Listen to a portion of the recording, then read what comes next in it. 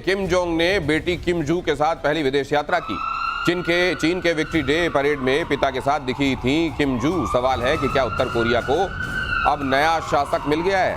हमने बीते दिनों यह भी देखा था कि किम जू से एक ऑफिसर ने बात कर ली थी और वो बात इतनी नागवार गुजरी थी किम जोंग उनको कि उन्होंने मृत्युदंड दे दिया था उस ऑफिसर को। देखिए, मैं यहाँ पर दो चीजें हैं। हाँ। एक तो जिस तरह से शोकेसिंग की है, और पहली बार जब किम जोंग उन आए थे चाइना में तो उनके साथ में ही आई और पीछे खड़ी हुई दिखाई दी। इसके पहले 2-3 बार और दिखी हैं उनके परेड में। जब उन्होंने मिसाइल फायर किया था तब भी वो साथ में खड़ी हुई। इनकी उम्र के बारे में अनुमान लगाया जाता है, कोई आधिकारिक नहीं है। वो है कि 15-16 साल की है बच्ची है। दूसरी जो बड़ी बात है, अभी तक जो किम जोंग उनके फादर होते थे, उनकी डायनेस्टी में कोई भी फीमेल नहीं आई। तो जनरेशन की बात ये कहते हैं ना कि मेल फीमेल की कौन उसका लेगा, तो एक मैसेजिंग है कि हम बदल देंगे। केवल यही नहीं कि हम हमारे खानदान में केवल उसमें महिलाओं का ऑटोक्रेसी में भी अब वुमेन एम्पावरमेंट है। ये कैप्टन शाम इस तरीके से देखा जाना चाहिए। देखिए, आपकी जब एससीओ में गई थी वो, तो हमने कहा था कॉस्मेटिक वर्क है और वो बाहर नहीं आई पब्लिक पे, एम्बेसी के अंदर रुकी और किसी के साथ पब्लिक उन्होंने कोई भी बातचीत नहीं की। और वो एक तरह से कॉस्मेटिक था उनका, एक कि आपको उनको एक तरह से एक कहते हैं ना उसको कि चलिए प्रभाव में लाओ, लोगों को दिखाओ और एक एक्लेटाइज कराओ उसको। तो आप ये कह रहे हैं कि इनको आखिरकार सत्ता दी नहीं जाएगी? केवल है कहना ये, लेकिन जैसा करें, एशियन कंट्री है, नॉर्थ कोरिया को सब जानते हैं, इतना क्लोज स्टेट है और इतनी ज्यादा वहां पे पकड़ है लोगों की, तो उसमें एक वुमेन को एक्सेप्ट करना एज ए प्रेसिडेंट और हेड ऑफ द स्टेट। पर हाँ, आज का पढ़ाई भी उन्होंने वही की है, पैडोंग में ही रही हैं, वो बाहर गई भी नहीं है। शायद प्यार मिल जाए लोगों का उनको, क्योंकि उन्होंने वेस्टर्नाइज नहीं किया अपने को, तो लोग मानने लगे और ये वहां पर एक ही शासन चला है तो लोग शायद एक्सेप्ट कर लें। और हंगरी में कच्चे तेल के बड़े भंडार की खोज। हंगरी के तेल और गैस कंपनी MOL का दावा, रोज 1000 बैरल तेल के उत्पादन का अनुमान। उत्तरी हंगरी में 2.5 किलोमीटर की गहराई में मिला भंडार। नेटो का सदस्य देश है हंगरी, और हंगरी में यह मिलना जाहिर है नेटो के उन तमाम देशों के लिए ये राहत की खबर है जो अभी तक एनर्जी के मामले में रशिया का मुंह ताकते हैं। और रशिया और यूक्रेन लड़ाई के समय उनके लिए बहुत सारी परिस्थितियां प्रतिकूल, खासतौर से विंटर्स में रहीं, जब एनर्जी अचानक कहीं पर नेटो के सदस्य देशों के बीच में मिलती है तो उनकी बांछें खिलती हैं। लेकिन इसके बहुत सारे दूसरे इसमें पेचीदगियां भी होती हैं। और तेजस फाइटर जेट को लेकर एक बड़ी खबर है, वो देखिए।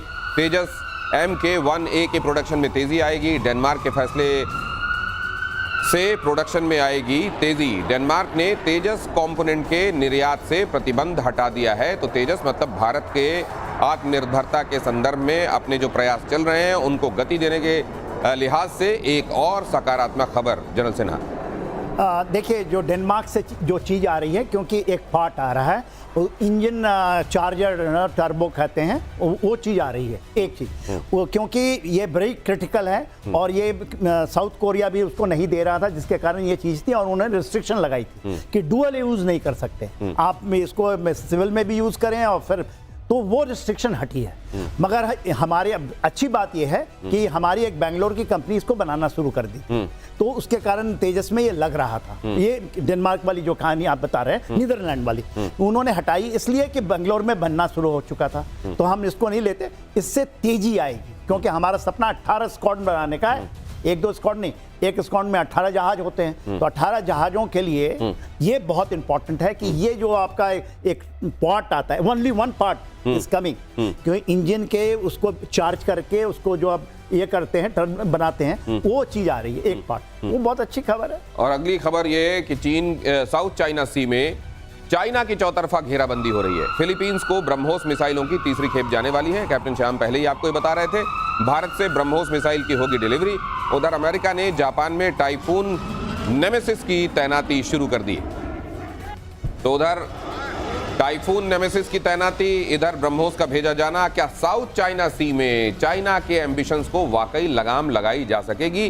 क्योंकि बड़ी सारी जगहें आप जानते हैं साउथ चाइना सी में ऐसी जहां बड़ा ब्रेजन तरीके से चाइना ने दुनिया भर के तमाम नियमों को धता बताते हुए, उनको एक तरीके से फाड़कर रद्दी की टोकरी में फेंकते हुए अपना दबदबा वहां कई जगहों पर दिखाया है। क्या वाकई उसको नकेल डाली जा सकती है, या ये प्रयास हैं ये किए जाते रहना चाहिए, लेकिन फिलहाल वो जिस तरीके के एम्बिशंस आगे लेकर चल रहा है उसके लिए नाकाफी लगते हैं। जनरल सिन्हा, आपका क्या आकलन? मेरा एब्सोल्युटली सही है। हम देख रहे हैं वहाँ फिलीपींस को देख रहे हैं, थर्ड बैटरी जाने वाली है, 2 बैटरी पहले चली गई है, थर्ड बैटरी जा रही है।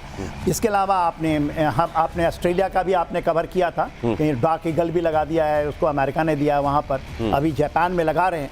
तो ये अच्छी चीज़ है, चाइना को घेरना अच्छा है। केवल चाइना को जो 9 डैश लाइन की बात करता है वो उसकी मैं उसका नहीं मानता हूँ कि गलत है। दूसरा कहता है कि जो ताइवान स्टेट, ताइवान की बात छोड़ दीजिए, जो ताइवान स्टेट है ना 150 किलोमीटर कि ये हमारा है, कोई भी इससे गुजरेगा नहीं, दैट इज रॉन्ग चाइना। यदि चाइना को इसी तरह स्टेट ऑफ मलाका में कर दीजिए कि आप गुजरे नहीं, पैसा दीजिए उसको, तो चाइना के लिए फंसने की तो बात है, यह बहुत जरूरी है कि बैलेंस ऑफ पावर को करने के लिए। मगर यदि अमेरिका ये कह रहा है कि नहीं हम उसको बढ़ने नहीं देंगे, हमारे से ऊपर नहीं निकलने देंगे, तो वो मल्टीपोलैरिटी है, उसको भी है हक करने का। और इधर नौसेना के साथ अगली खबर सर आपसे रिलेटेड, इस पर आपका कमेंट चाहूंगा। नौसेना के साथ P-75I पर बातचीत शुरू।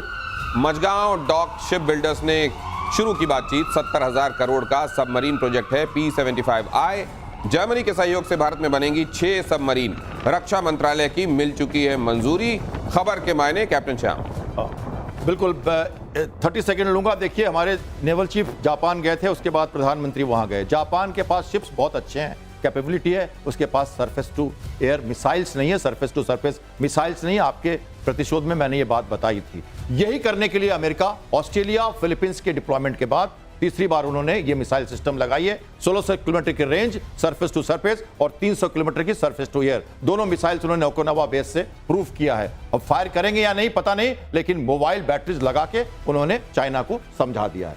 बात करते हैं हम प्रोजेक्ट 75 इंडिया सबमरीन की। तो देखिए, ये बहुत जरूरी है। हमने कलवेरी क्लास की 6 सबमरीन्स मझगांव डॉक में बना ली हैं, वो हमारी ऑलरेडी ऑपरेशनल हो गई हैं। और उसमें से जो सेकंड सबमरीन है खंडेरी जो है, उसका फिटमेंट होने वाला है, उसमें हम एयर इंडिपेंडेंट प्रोपल्सन लगाएंगे। अब ये क्या है जरूरी समझना, आत्मनिर्भर भारत, भारत में सबमरीन। दूसरी भी जो बड़ी बात है, अभी तक जो किम जुन उनके फादर होते थे, उनकी डायनेस्टी में कोई भी फीमेल नहीं आई। तो जनरेशन की बात ये कहते हैं ना कि मेल फीमेल की कौन उसका लेगा, तो एक मैसेजिंग है कि हम बदल देंगे।